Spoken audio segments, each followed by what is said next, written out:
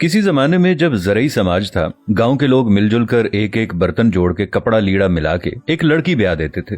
हर एक फर्द की तरफ से जो भी कुछ दिया जाता था वो बेटी या बेटे वाले की तरफ से बाजी होती थी, जिसका मतलब था कि आज हम दे रहे हैं, कल ये हमारे बेटे या बेटी की शादी पे हमें मिलेगी। ये एक तरह की कमेटी होती थी।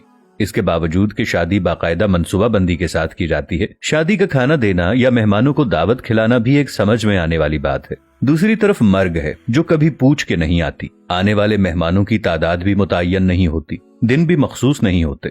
बाज़ औक़ात तो 40-40 दिन तक सोग चलता है और खाने में हम बकरों और मुर्गों का मुतालबा करते हैं। लेकिन सवाल है कि क्या हम पैदा ही खाने के लिए हुए हैं? क्या हम मर्ग पे भी खाने के लिए जाते हैं? इसे तो एक तरफ रखिए, और कहते हैं ना कि दुख अपना अगर हमको बताना नहीं आता, तुमको भी तो अंदाजा लगाना नहीं आता।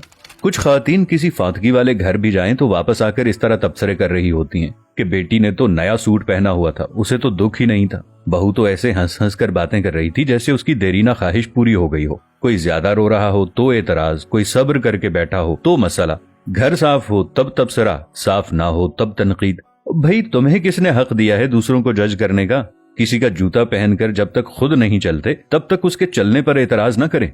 खुद तो 4 प्लेट बिरयानी तरावल करके डकार भी ना मारें और दूसरों पर ताबड़तोड़ हमले। खुदारा रहम करें। कम अज कम सोग में शामिल नहीं हो सकती तो बिला वजह उनकी इज्जत भी ना उछालें। ये वक्त सब पर हर घर में आता है और आना है। हमारे मर्द हजरात भी कुछ कम नहीं है। 2 लफ्ज ताजियत के तो ठीक से बोलने नहीं आते और सियासी थिएटर ऐसे सजा के बैठ जाते हैं कि फुतीदगी पर नहीं, इलेक्शन कैंपेन पर आए हों।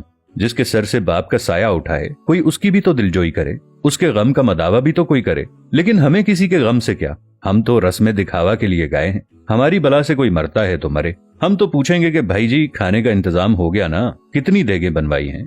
10 देगें तो कम हैं, बरादरी भी है, महल्लेदारी भी है।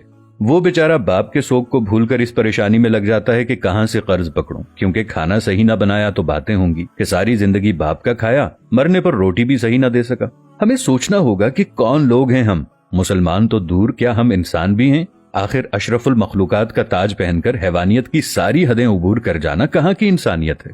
मैंने मैयत के घर में ऐसी आवाजें भी सुनी हैं। जो देग पर बांटने में लगा हुआ होता है उसे कहा जाता है कि जरा प्लेट में 4 बोटियां ज्यादा डाल देना, वो दामाद भी आया है, उसे भी खाना देना है। वो बेटी जो माँ या बाप की मैयत पर रो रो कर हलकान हो रही थी, जैसे ही जनाजा उठता है तो वो सारा गम पसे पुश्त डालकर खाना तकसीम करने में लग जाती है कि ससुराल वाले भी आए हैं, उन्हें खाना न मिला तो सारी जिंदगी बातें सुनने को मिलेंगी कि तेरे बाप की मैयत पर तो हमें खाना भी नहीं पूछा किसी ने। मैंने इस बात पर भी तबसरे सुने हैं कि सालन में तो तरी ही नहीं थी, हमारी प्लेट में तो बस शोरबा ही आया। हम बहैसियत मुआशरा जालिम बन गए हैं। खुशियां तो कुजा, हमने मर्गों को भी अपने शरीके पूरे करने के लिए इवेंट